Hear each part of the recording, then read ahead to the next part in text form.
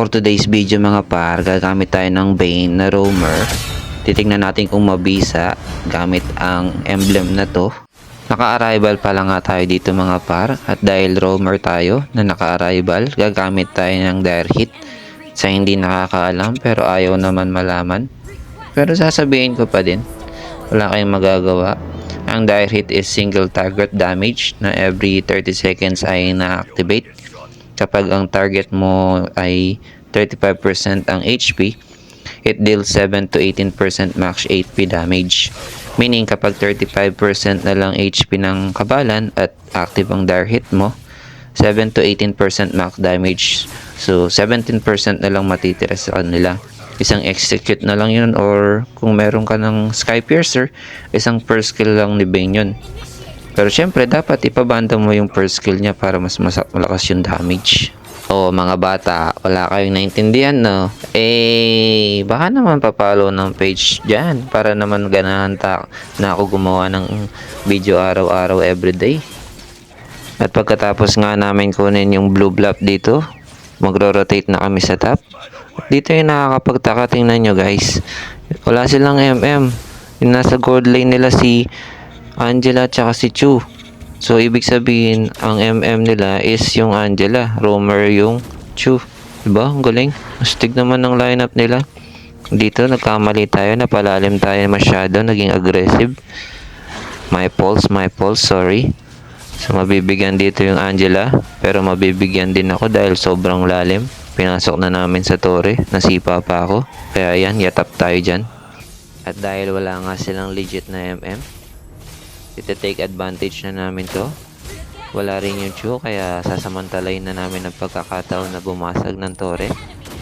Yan, focus lang sa goal. Tower lock malala na tugar, kahit may shield pa yan. Extra gold din yan, at nag-SS na nga yung Hulkert, pero wala ring silbi yan dahil mababasag na namin yung tore.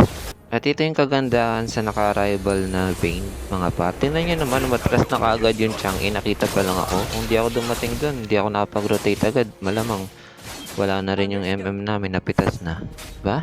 Kaya napakabisa ng roamer na Bane, tapos naka-arrival. Takot yung mga kabalan. Nakakapag-rotate pa tayo agad-agad. Diyan, pupunta nga tayo sa mid.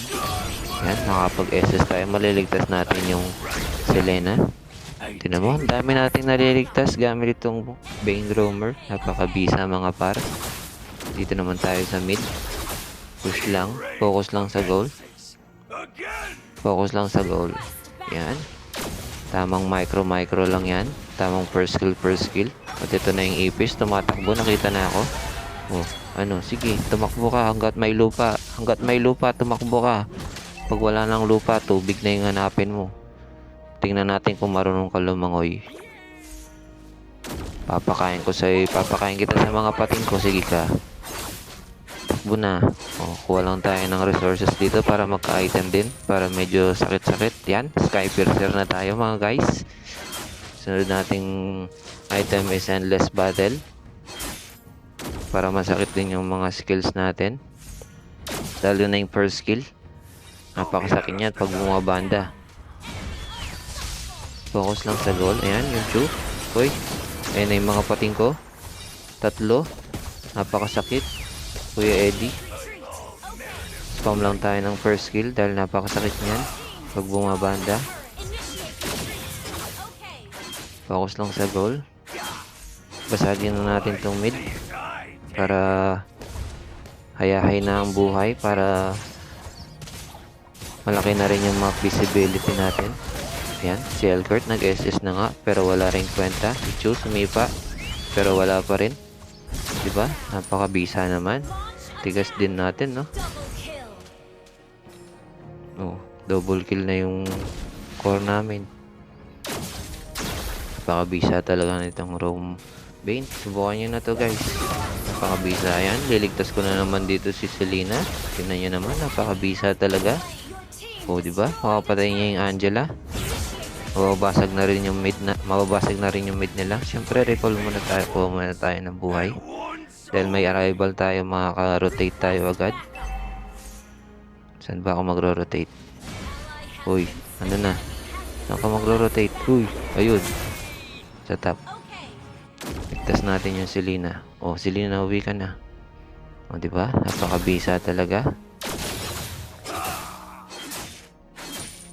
Focus lang sa goal.